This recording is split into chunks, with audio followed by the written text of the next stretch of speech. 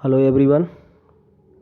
SSC exams की जो बच्चे सीरियस तैयारी कर रहे हैं उनके लिए मैथमेटिक्स में रेलगाड़ी से संबंधित कुछ प्रश्न हैं। आइए उनका स्टडी करते हैं।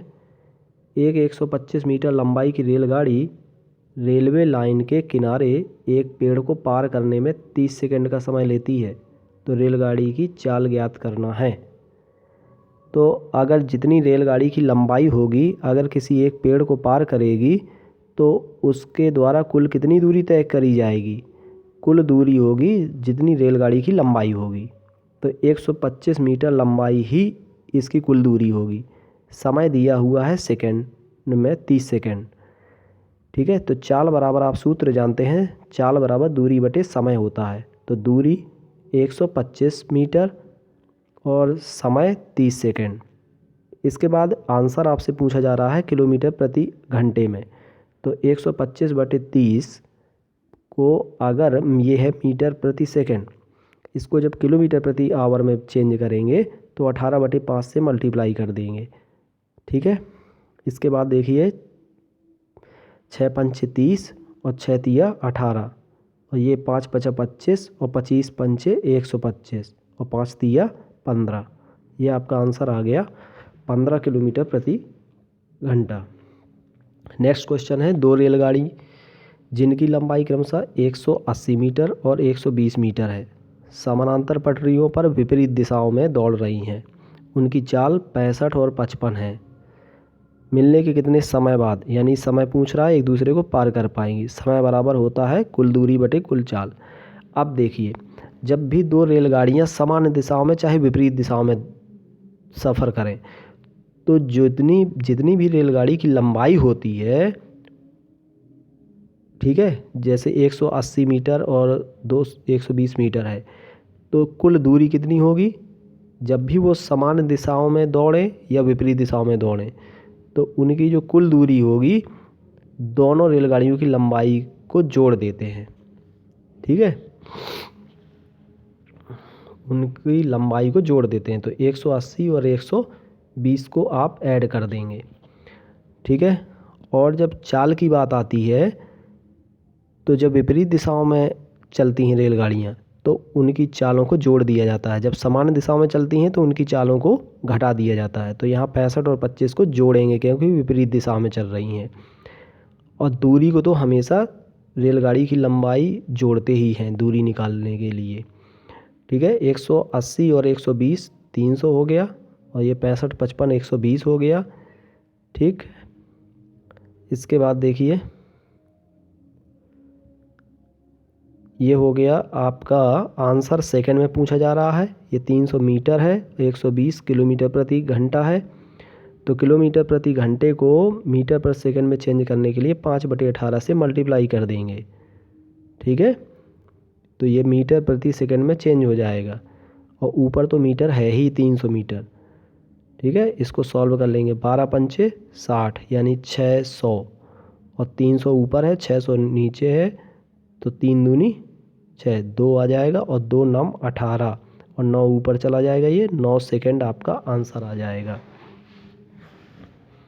ठीक है, इसके बाद देखिए एक रेलगाड़ी 12 मिनट तक 30 किलोमीटर प्रति आवर की चाल से चलती है और अगले 8 मिनट तक 45 किलोमीटर प्रति घंटे की चाल से चलती है।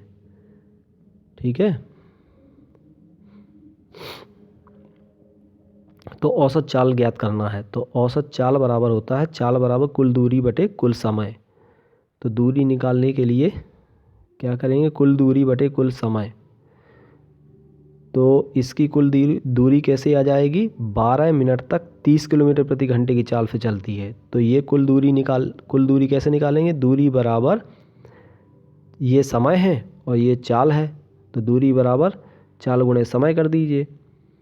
आंसर आपका किलोमीटर प्रति आवर में पूछ रहा है, किलोमीटर प्रति आवर में। तो ये 30 किलोमीटर प्रति आवर तो ठीक है, ये तो वही है, K/H है। ये जो 12 मिनट है, मिनट को आप आवर में चेंज कर लीजिए तो 12 बटे 60 हो जाएगा। ठीक है, ये दूरी निकल आई। अब इसकी दूरी निकालिए, तो दूरी बराबर चाल गुणे समय, 45 गुणे 8, तो 45 गुणे 8 अब 8 मिनट को आपको आवर में चेंज करना है तो 60 से डिवाइड कर दीजिए। ठीक है, ये आ गई आपकी कुल टोटल दूरी। औसत चाल बराबर कुल दूरी। अब कुल दूरी बटे कुल समय, तो समय ये है 12 और 8 20 हो गया, और 20 मिनट है तो इसको आवर में चेंज करने के लिए 60 से डिवाइड करेंगे। अब ऊपर एलसीएम जब लेंगे तो 60 आएगा और नीचे भी 60 है, तो ये 60 60 सब कैंसिल हो जाएंगे।